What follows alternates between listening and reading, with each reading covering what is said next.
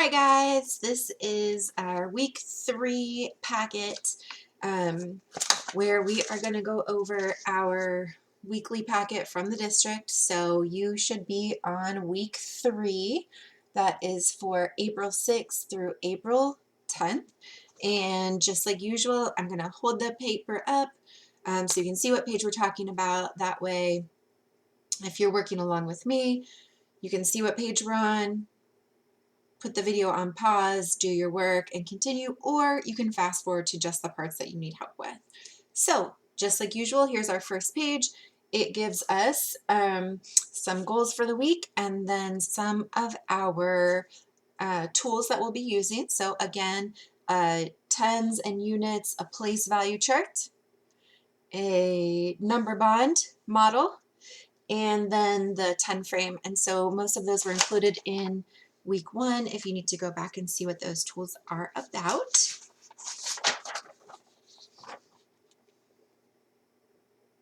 Here is our first page of work. This is counting tens and ones.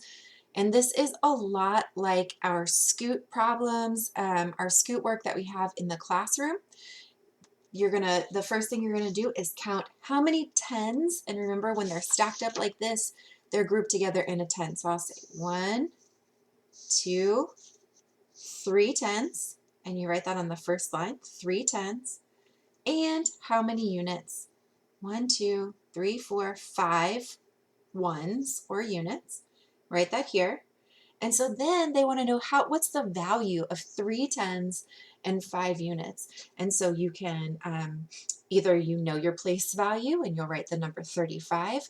But if we want to check our work, or if we just aren't sure, we can always go and count. So we'll start counting by tens, 10, 20, 30, and then we get to units, we count by ones. 31, 32, 33, 34, 35. 3 tens and 5 ones is 35. So you're just going to go through on each line. You'll fill in the tens, the ones, and what is the value of that all together. You're going to do the same thing for the rest of this page.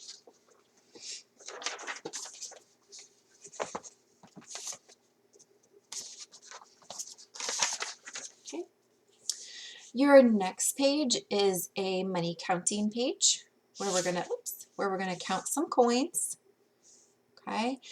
Now, here is the tricky part. This shows 2 pennies, what looks like 2 pennies. They don't want you to add 2 pennies. They just want to know what's the value of one of these coins. They're just showing you the front and the back. So a penny is worth how much? 1 cent.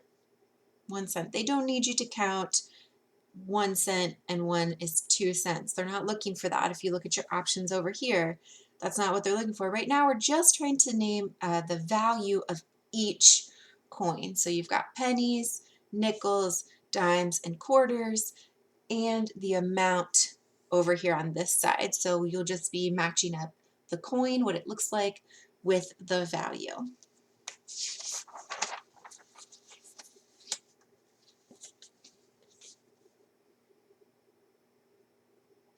The next page, this is called Subtraction using pictures.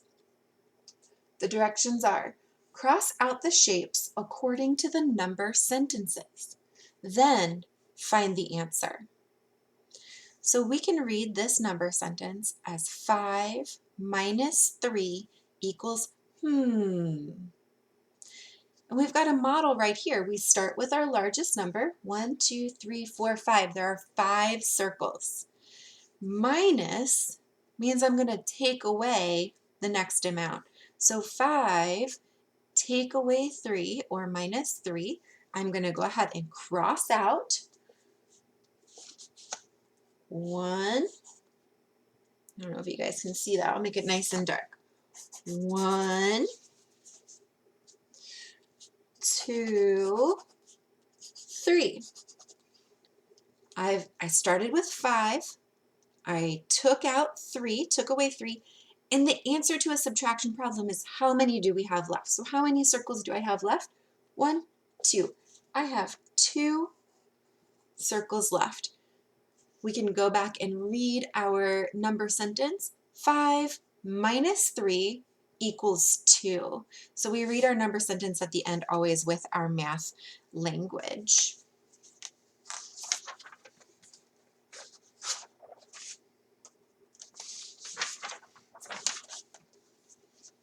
Okay. This next page, I'll hold it up here, it looks like this. And it actually has 3 assignments on the same page. So I'm going to use my other folder here to just look at one assignment at a time. So at the very top of your page is our ELA, our English Language Arts. Okay, so that's our reading and writing assignment.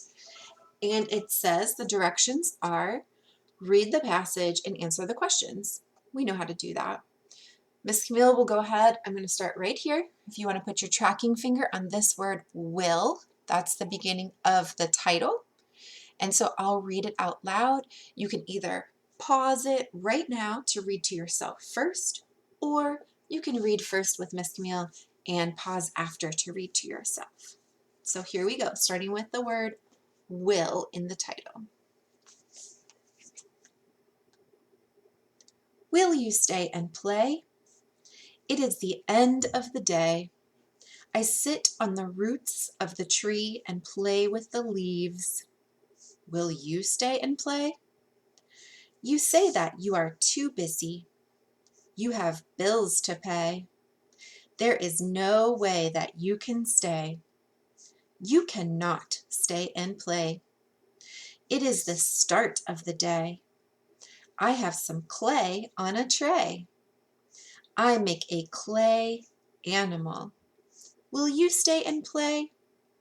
You say that you can stay. Today, you can stay and play. Hooray! I noticed something as I was reading this passage. A lot of our words have the long A sound, the sound A. And I noticed right here in the title, here's 2 of those words, stay and play. What is making the long A sound in those words? Well, let's look. Here's the word stay. St, A, st, A. I hear the S, I hear the T, and then I hear the sound A. The A and the Y must be working together to make the sound A. Let's see if that works for our next word, play. L, pl, A. Play. AY is making the sound A. So think about, if you go back and look at your passage again, I wonder how many AY words we could find that all make the sound A. Oh my goodness. I noticed something else. All of our words that have the AY making the A sound, where is that AY in the word? Is it at the beginning or the middle or the end? I hope you remember this from when we did it in class. AY makes the A sound at the end of the word. Look at this. A at the end.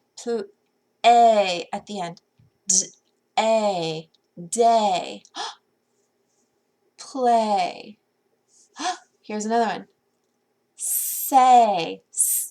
A. Wow, it's always at the end of the word. That's going to help me remember that AY spelling pattern. If I hear the sound A at the end of the word, I'm going to try an AY because I can see that that's a spelling pattern. Let's go ahead and talk about the questions then. So we'll come down here to the questions now that we've thought a little bit about our passage.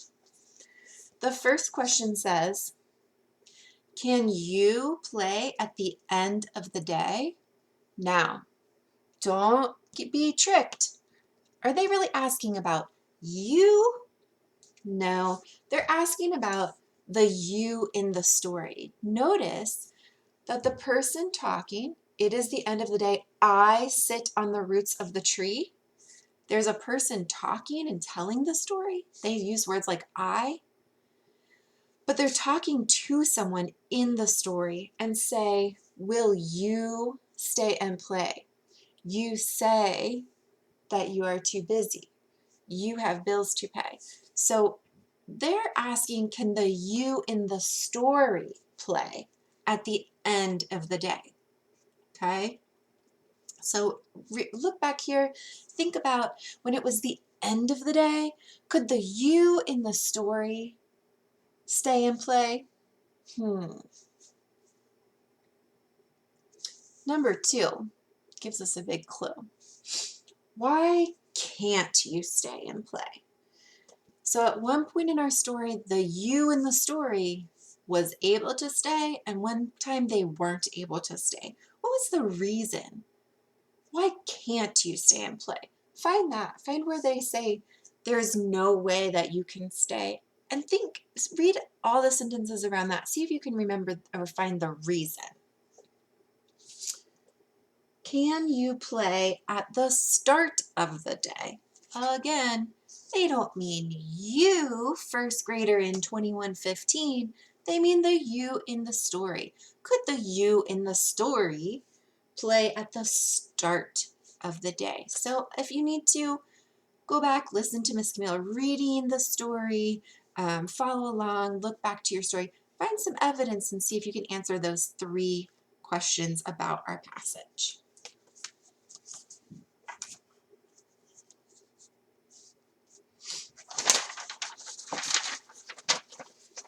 Okay, on the middle of the page, I'm trying to just show this one assignment because they're all 3 on the same page. Let me get that in there. So in the middle of the page is a social studies assignment. Oh, Miss Camille, there we go. Is a social studies assignment. Okay, and now this one is new. Your last assignment lasted for the first 2 weeks, week 1 and week 2. And I believe they were it was a 2-week assignment, and so this is also a 2-week assignment. So let me go ahead and read to you. Let's see, maybe I can just do this. Okay, so I'm going to read the directions right here, and then I'll read box 1, and then I'll read box 2. So read along with me the directions for social studies. Pick one item from the choice board per week to complete. So that's saying when I read you box 1 and box 2, you're going to do both of them, but you can pick which one you're going to do first. Okay, so this week you'll do one choice, and then next week you'll do the other choice. Task, you pick one each week. That's what we were talking about. How will you know if you did well? You're going to ask yourself, have I worked my hardest? Did you really try your best? And you'll know in your heart if you did that or not. All right, box 1 has a number 1 right in the top. Create a business you could invent to make money to pay for the items you need. Draw a picture of your business and be sure to color it and make it pretty. Okay, so that's choice 1. You're going to create a business that would make some money for you to buy the things that you need. In the last couple of weeks, we were talking about things that you want and things that you need. And so here's a business idea. Now, I just looked ahead at box 2, and I apologize, I did not read that clearly before. It does say you can choose either one, but box 2 starts with go back to your business picture. So I think you're going to have to do box 1 first. You're going to create your business picture, and then you're going to use that same business picture next week to do box 2. Box 2, go back to your business picture. There we go. We have to do it first. Underneath it, write a sentence about how much money you think your business will make and why. This is kind of an interesting question, and you really might want to spend some time thinking about it because You can't just say my business is going to make a lot of money because I want a lot of money. I wish it worked that way. But we need to think about my business will make a lot of money because maybe you've created something that people really need. Maybe you've created something that nobody has ever thought of before. Maybe you think, my business won't make a lot of money at first because a lot of people do what I do, but I'm going to be the best at it. So I'll make a lot of money later. That's up to you how you think your business will do, but give it a little bit of thought. Because remember, there's that part in there, how much money you think your business will make and why. We're going to have a reason to justify that. All right, the very last part on this page.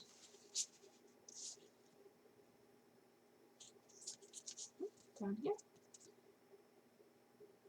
This is your fine arts assignment. It starts on this page, but it actually goes on to the next page as well. So I'll show you. It kind of got cut a little bit funny on my copy. I think it's probably the same. Okay, but so these, and it says practice writing. So the directions here are practice writing the name of each instrument below. Then sound out the name using the words you created. Get help if you need it. Once you have practiced and feel confident that you know each one, then you can complete the matching game.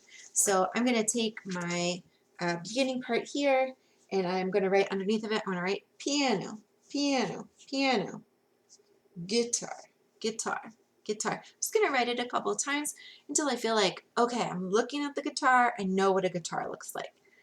Some of them are probably going to be easier for you than others, like drums. I bet we know we can recognize drums. So we'll write drums a couple times here. You're going to turn your paper over. And these ones maybe I will write in the box or up on top. Look down here. Violin. Violin. I'm going to write that a couple times. Trumpet. Trumpet. I'm going to write that in the box, maybe, or up above. And this one, I love to say this word, saxophone. Saxophone. Now, if you look at that, I can see there's a suffix in there, phone. Phone, which always has to do with sound or listening. So I think that's interesting part of that word. I'll write the word saxophone a couple of times. Once you feel pretty confident, it says to come and find, to do this matching work here. Okay, so it says to cover up that work you did earlier and then do this matching work. Now, this matching work goes on to the next page. You guys are all really good problem solvers. You could tape that together so you can draw lines, or you could give yourself a real quiz and looking at the words, you could copy them underneath, because all of the pictures of instruments are on this page. It's only some words that are on the next page. So I could look at this and be like, oh, what was that one called? What was that one called again? I'm not gonna give it away. This one, here's the drums. We said drums. Here's the word right here. I'm just gonna write it right next to it, drums. Okay, so you're matching some instruments. And unfortunately, it's probably because of the size of the pictures, just spreads out over a couple of pages. And so just do your best with that. The very, very last thing we have on this page, again, there's some music words. Shine bright, indeed. There's some music words up on top. So if we're just looking down here at the visual arts part, okay, you have a couple of options. Again, there is a Google Drive folder. So if you go to Clever and you click on grade level work packets and you open up the first grade work, there should be, you can click on this link. But the directions are copied here, so that's just if you need some extra help, but here the directions are copied. Using paper, pencils, crayon, or markers, find shapes to trace around your house. Oh, I love this one. Coasters, jars, boxes, shells, toys. it's anything that you can put on a piece of paper and trace. Combine the traced shapes to make a robot.